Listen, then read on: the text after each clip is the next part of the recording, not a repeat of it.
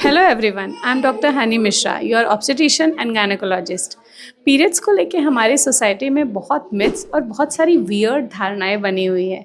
एक छोटा सा सर्वे करते हैं और जानते हैं लोगों से वो क्या सोचते हैं इसके बारे में। पीरियड में आने वाला ब्लड गंदा और इम्प्योर होता है। What rubbish.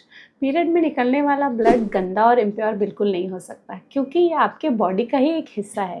पीरियड्स के दौरान आपके बॉडी से अनफर्टिलाइज्ड एग, कुछ म्यूकस और बॉडी टिश्यू निकलते हैं which can not be impure. Periods के दौरान मंदिर या फिर किचन में बिल्कुल नहीं जाना चाहिए।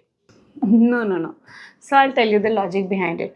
पुराने ज़माने में जब हमारी जॉइंट फैमिलीज़ हुआ करती थी और फीमेल्स ही दिन भर घर का काम करती थी, तो बेसिकली उन्हें रेस्ट का बिल्कुल टाइम नहीं मिलता था ड्यूरिंग पीरियड्स, इसलिए उन्हें अलग रखा जाता था, आइसोलेट करके रखा जाता था।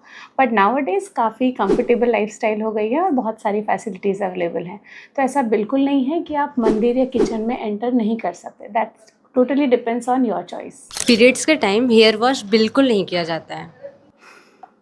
Rather, it's very important to maintain your personal hygiene during your menses to stay away from infection. इसलिए regular shower, regular hair wash क्या कीजिए during periods. You should not have intercourse during your periods. Of course, you can have intercourse in your periods. I understand it's a bit messy, but that's your choice. If you want to have intercourse, you can have. Rather, chances of being pregnant is very less in this period. Period के time में अचार और पापड़ बिल्कुल भी छूना नहीं चाहिए, नहीं तो वो खराब ही हो जाता है।